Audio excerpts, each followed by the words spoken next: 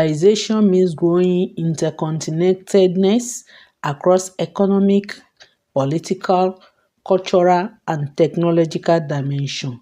It is nature, interconnected, integrated, multidimensional, yet uneven. It challenges inequality, cultural homogenization, weak-kneed sovereignty, environmental damage, and security threats.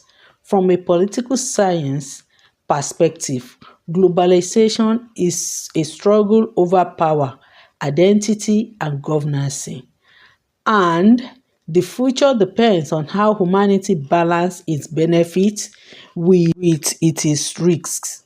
Globalization is neither hero nor villain.